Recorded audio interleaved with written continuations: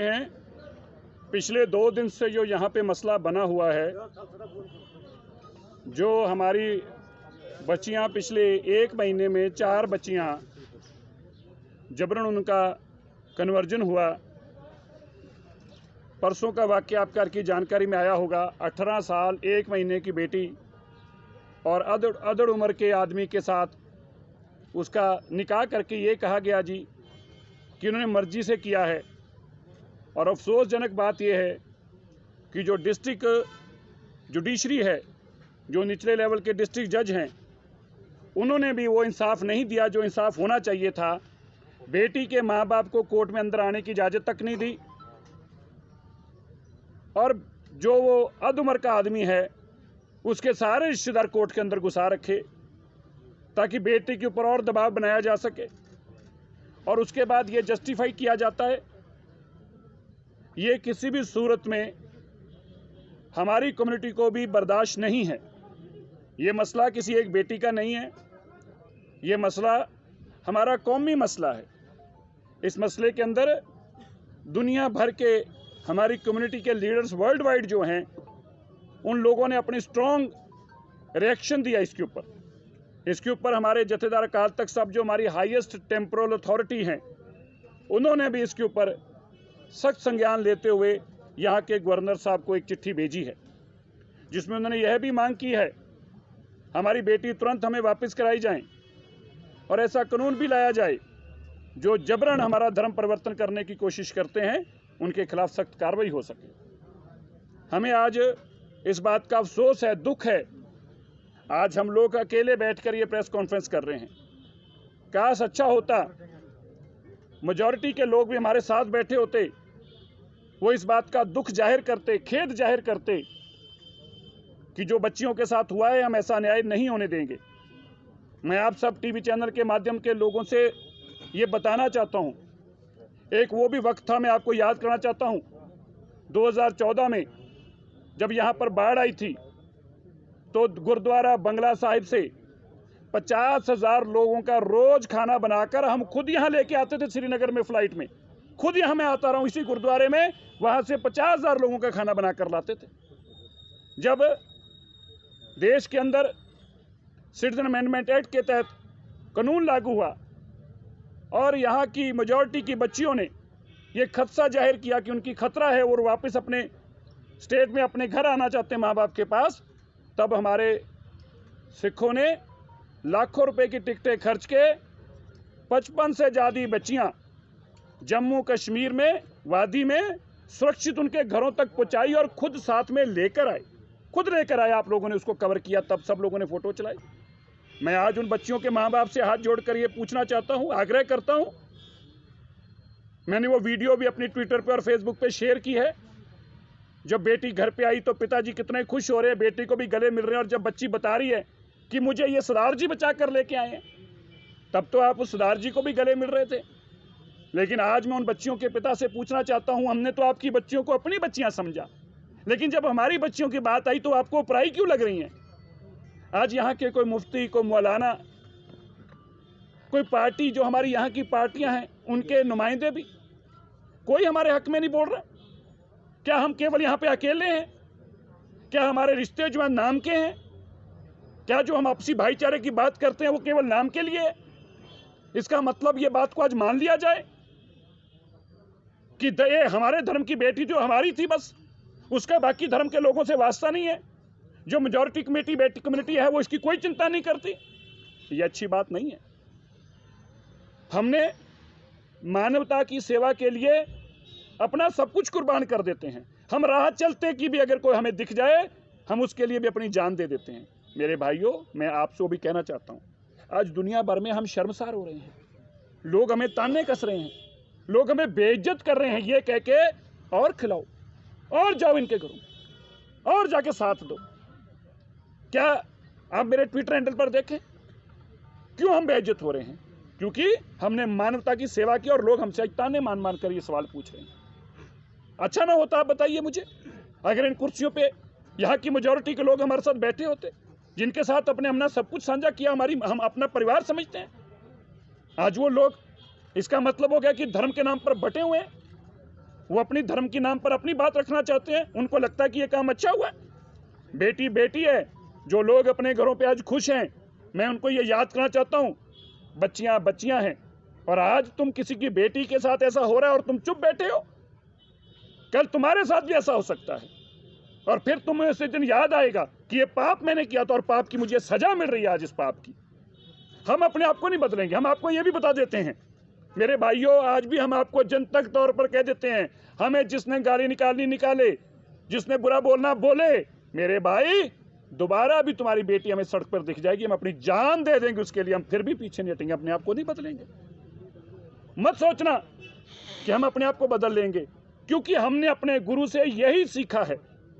कितना भी हो जाए, लेकिन मैं आपको भी कहना चाहता हूं, बदलना आपको भी चाहिए, सोचना आपको भी चाहिए। मैं सारी पॉलिटिकल पार्टियां जो यहाँ की मौजूद पार्टियां हैं, जहाँ की रीजनल पार्टीज हैं, मैं उनसे भी आग्रह करता हूं, चाहे वो अब्दुल्ला परिवार हो, चाहे वो मुफ्ती परिवार हो, मैं उनसे भी आग्रह करता हूं, आप चुप क्यों हैं? गुलाम नबी आज़ाद जी, आप चुप क्यों हैं? फारूक अब्दुल्ला जी, आप चुप क्यों हैं? जो मुफ्ती हमारी बहन है, वो चुप क्यों हैं? मैं आज आपको एक बात याद करना चाहता हूं मेरे भाइयों, जो हार्डलाइनर लीडर थे, क्या नाम था उनका, गिलानी साहब का पूरा नाम क्या है?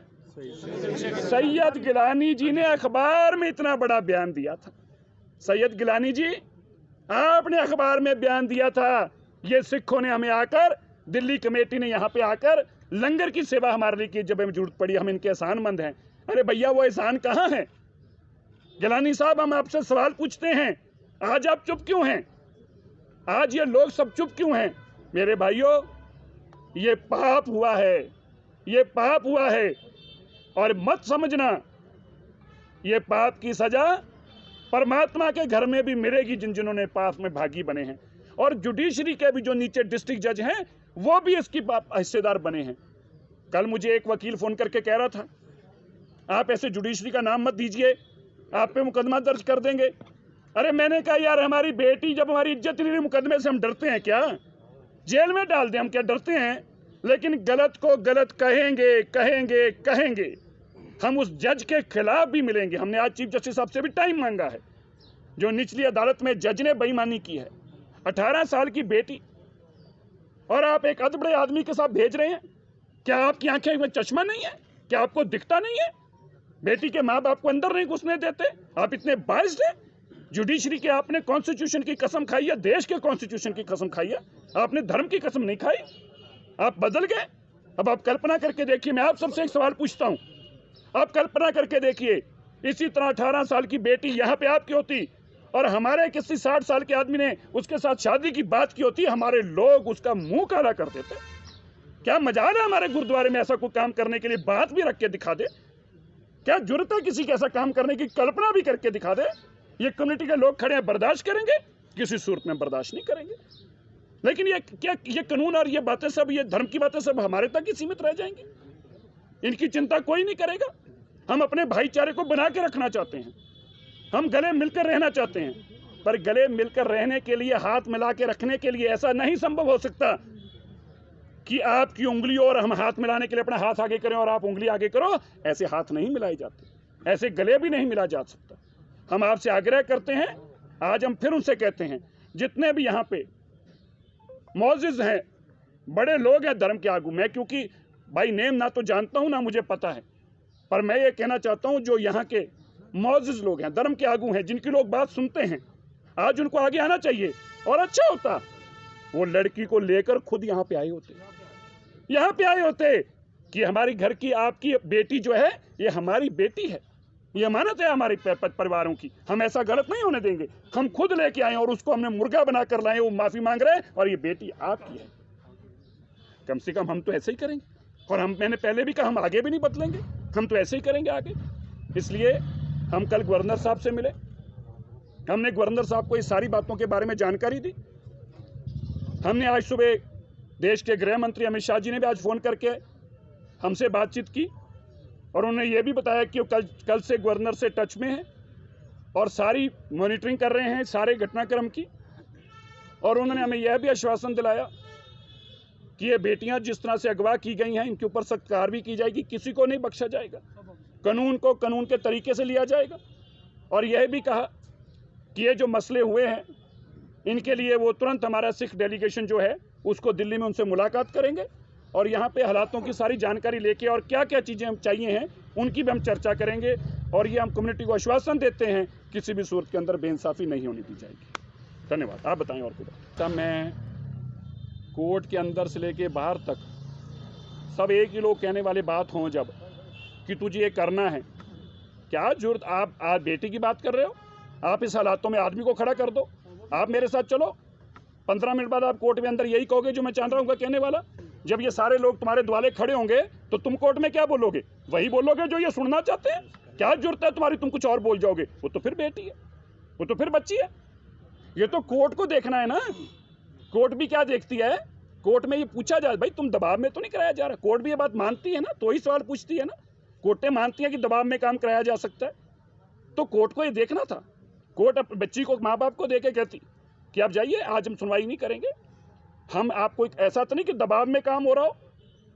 पुलिस को कहती या वेरीफाई करके मुझे रिपोर्ट देना कि दबाव में तो कुछ नहीं हो रहा, फिर मैं सुनवाई करूँ। यहाँ तो कह दिया कि लड़की के माँ बाप अंदर नहीं आ सकते। क्यों भाई? लड़की के माँ बाप जिन्होंने पैदा किया उनको अधिकार नहीं अंदर आने का? क्या की एप्लीकेशन रहेगी, क्या का कोर्ट का ऑर्डर रह गया? भरोसा है, लेकिन न्याय व्यवस्था के अंदर कुछ ऐसे लोग हैं जो इस न्याय व्यवस्था का नाजायज फायदा उठा रहे हैं। हम ये कह रहे हैं, तभी हमने कहा कि हम चीफ जस्टिस साहब से मिलेंगे। न्याय व्यवस्था में सबको विश्वास है, लेकिन आपको गलत जानकारी है। एक बेटी वापस आई है, जिसके बारे में आप कोर्ट जहां पे बोल रहे हैं ना, कोर्ट में जो फैक्ट्स क्लियर करिए, आपको जानकारी नहीं है। दूसरी लड़की भी कोर्ट से 4 गाड़ियों में ही भगा कर लेके गए हैं। आपको इन्फॉर्मेशन नहीं है, कोई बात नहीं, हम ही बताएंगे आपको। मैं यही बता रहा हूँ, दूसरी बेटी भी उसी कोर्ट के अंदर ही 4 गाड़ियों में लेके आए हैं और उसको बचा के ले गए। 4 गाड़ियां आई थी, जो दूसरा इतने में हमारे सब लोगों को पता चल गया। ये लोग कोर्ट के बाहर पहुंच गए, कोर्ट को घेरा। दूसरी लड़की कोर्ट के अंदर थी। आप बताइए, आपको कितनी देर होगी रिपोर्टिंग करते? रात को 10:30 बजे आपने कौन सी कोर्ट को चलते देखा? बताइए भाई, बता दीजिए हम गलत हैं, बता दीजिए हमें गलत है तो बताइए। रात को 10 बजे कौन सी कोर्ट आपने खुलती देखी आज से पहले? ये 10 बजे कोर्ट हमारे लिए सवाल है। आप तक तौर पे आप थे नहीं, आपको वीडियो मिल जाएगी किसी न किसी से, मेरे फेसबुक पे भी। हमने अंदर यही बात अनाउंस करके कही है कि अपना भाईचारा है यहाँ पे, इस भाईचारे को किसी सूरत में नुकसान ना पहुंचे। और कुछ लोग अपना एजेंडा भी इसमें से निकालने की कोशिश करेंगे, आप सबको उसमें सतर्क रहना है। हमने अपनी अंदर मीटिंग में ये बाकायदा जनतक तौर पर सबको ये बात कही है। जो आपने बात मुझे कही, हमने उन लोगों को ये आग्रह कर रहे हैं बार बार कि आप हमारा साथ दीजिए। क्या हमारा उनसे ये कहना गलत है? क्योंकि जब इस कम्युनिटी के लोग जब हमारा साथ देंगे तो क्या होगा? सुनिए मेरी के अंदर एक बेटी को यूनिवर्सिटी में जबरन धर्म परिवर्तन की बात हुई। मैं ट्रायल में गया, वहां पे जो कम्युनिटी लीडर थे उन्होंने माइक पे खड़े होकर कहा ये इन्होंने गलत किया है, इन बच्चों को सजा हम देंगे। मसला 5 मिनट में खत्म हो गया। हम लोग अपने घरों को चले गए, क्योंकि उन्होंने जिम्मेवारी लेगी। सिरसा जी, बेटी हमारी है, माइक पे अनाउंस करके जिम्मेवारी ली उन्होंने, ये बेटी हमारी है, ये मसले को हम निपटाएंगे। हमारा मसला ही खत्म हो गया। आज भी हम यही उम्मीद करते हैं कि कम्युनिटी के लीडर आगे आएँ और हमें ये कहें कि नहीं, आप जाइए, मसला हमारा है, इस मसले को हम निपटाएंगे।